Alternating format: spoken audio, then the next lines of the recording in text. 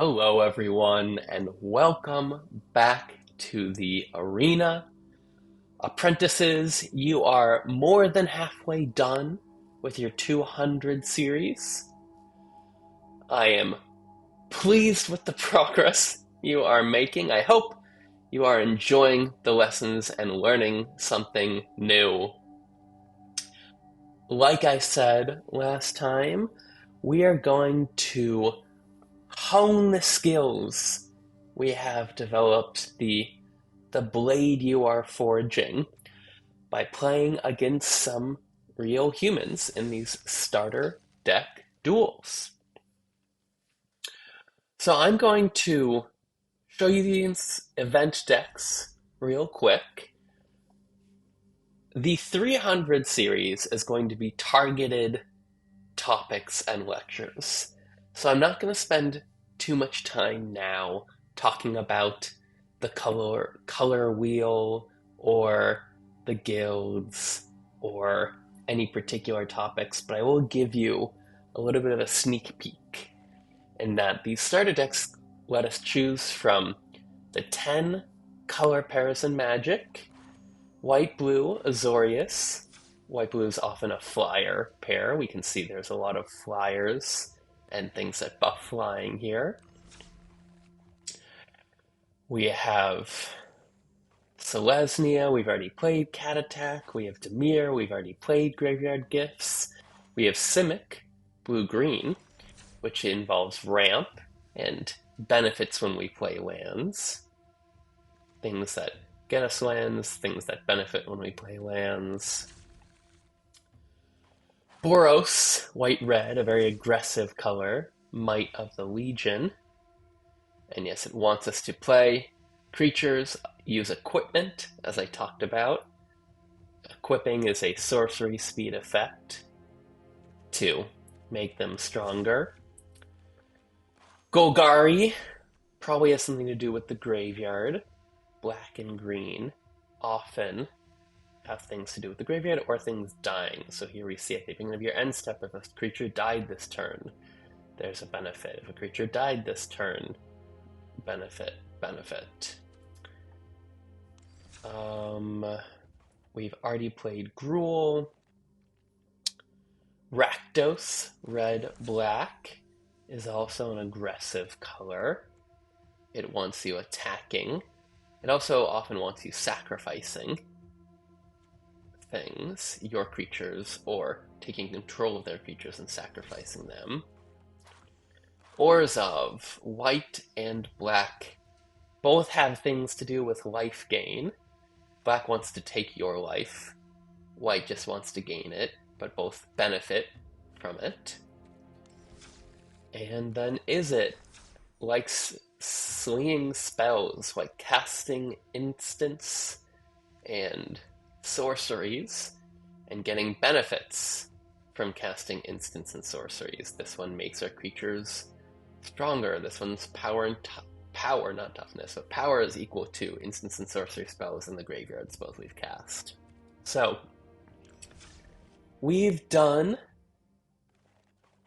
Cat Attack, we've done Selesnya, which is go wide, we've done Dimir, which is graveyard, and we've done Gruul, which is creatures. I think it'll be interesting for these three games to go Rakdos, more focused on attacking and aggro than anything we've done. Orzhov, a good mid-range deck, and again, in the 300s, I'll have a lecture specifically tailored to what is aggro, what is mid-range, what is tempo, what is combo, what is control. But you get some sneak peeks now. And then I think we'll close out with Izzet, because we haven't really done much spell swinging. We did a little bit with Graveyard Gifts, but not yet. So let's start this event. Let's hope we win. Now that I've talked it up this much. If you win with your chosen deck, eventually you'll want to play with all of these decks. But let's start with Reckless Raid in Rakdos.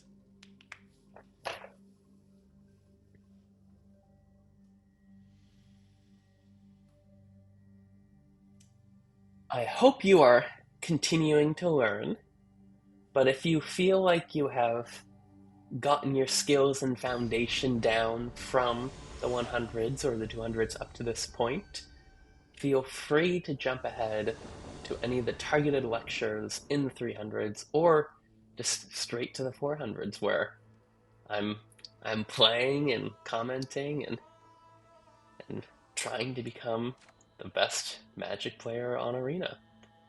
First up Arena, then the world. We're going to keep this hand. It has both our colors, it has a mix of lands and spells. It also has a good mix of creatures. Cheap things, it has removal, more expensive creatures.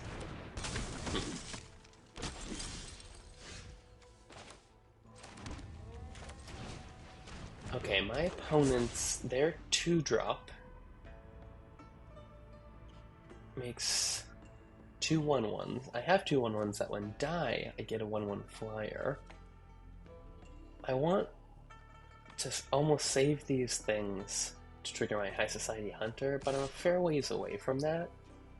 I think it's worth attacking.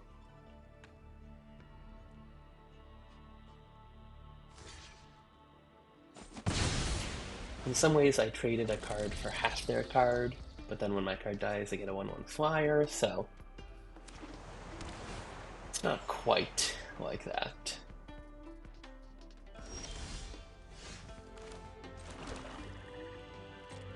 Okay, I'm gonna continue being the aggressor here. This is another topic we'll cover in more detail in the 300s, but what does it mean to be on the beatdown? When should you be attacking? When should you be holding your creatures back to block? It's complicated and it can change multiple times in the middle of a game. I have a hand full of removal spells. This deals 3 damage, these just destroy creatures. So I'm not worried right now about the creatures they'll play. And I want to take advantage of I can deal 2 damage a turn, they can deal 1 damage a turn. I may as well press while I have that advantage. I am going to kill their creature, because it can give their creatures haste, and I don't want to be surprised. And I'm going to kill it in the cheapest, most efficient way. I'm going to deal 3 damage to this creature.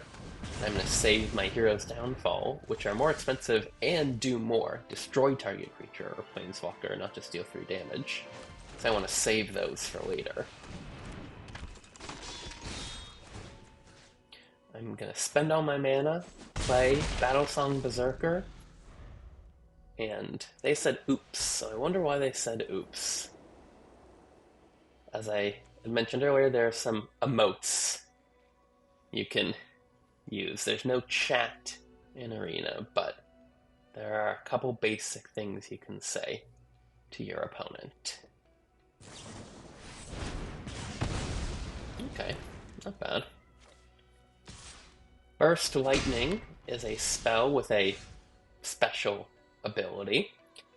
It costs 1 red, and it deals 2 damage to any target, but it has this kicker, this additional cost you may pay as you cast the spell, where if you pay 1 red and 4 generic, it deals 4 damage instead of 2.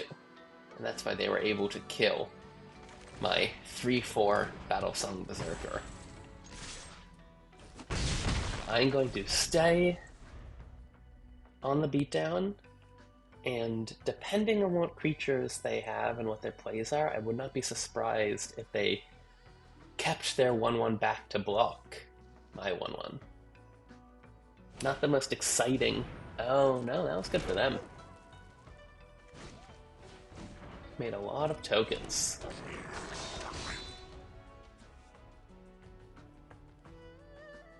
So their 1 card made 4 1/1s. Against what I currently have, that's a good deal for them. I'm going to kill their goblin, because it can prevent creatures I have from blocking. And oh, perfect. And I want to be able to block any of their 1/1s with my cards that are slightly bigger than a 1/1. In this case, it's a 3/2. And I made sure to play this after combat because it has this raid trigger, which says, if you attack this turn, at the beginning of your end step, each player loses 3 life unless they sacrifice a non-land permanent or discard a card. So I could have played that before combat, but I played it afterwards, made sure I got my attack in, and then I got this ability.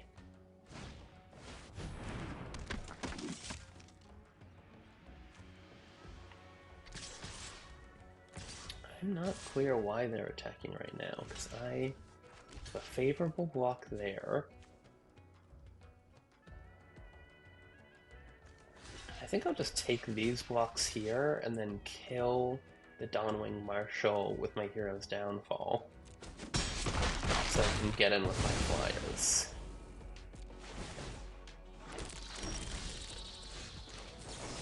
Kill the Dawnwing Marshal,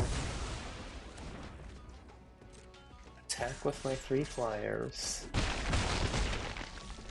and play my Ghoul. Use up all my mana, get my raid trigger.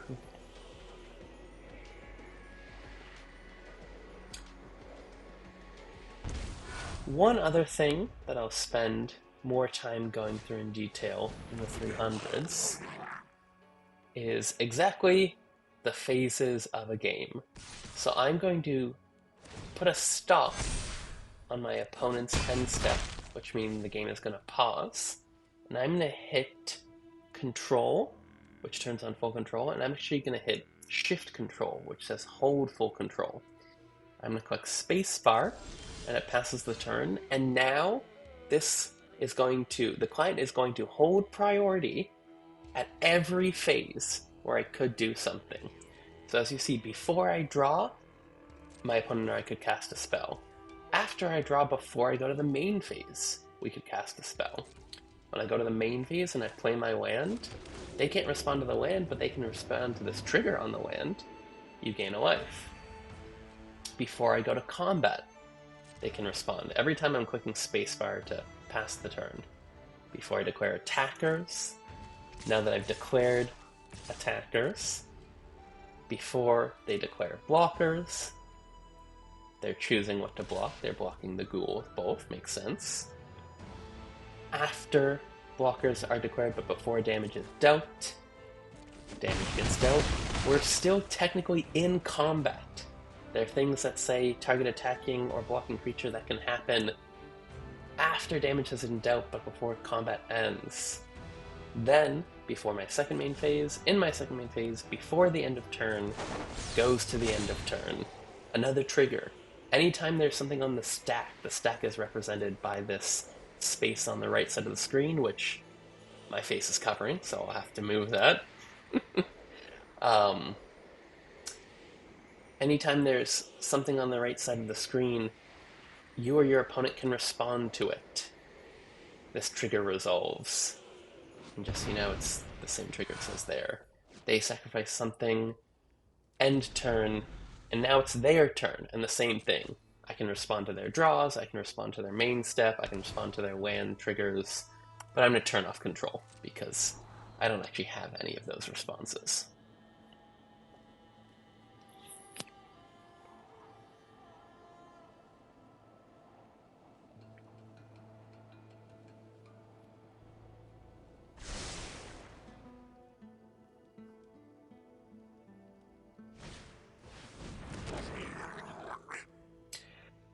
I mean, my opponent's pretty dead at this point. I'm actually a little surprised they haven't conceded. I get to attack with 3 flyers. They go to 1. I could attack with the Perforating Artist and make them... If I attack like this, they'll just sacrifice one of these, so I'd rather attack with the Artist. They double block it, but then I get the trigger off the High Society Hunter. This is a non-token creature. Oh, they chose just to single block it. I don't think that was right. Because they blocked it with one, this didn't die. Had they blocked it with both, they would have been down both tokens, I would have drew a card, and this would have been gone. Instead they blocked it with one, had to sacrifice the other token, but I still get to keep this, and I think this Perforating Artist on the battlefield is worth more than drawing a random card into my hand.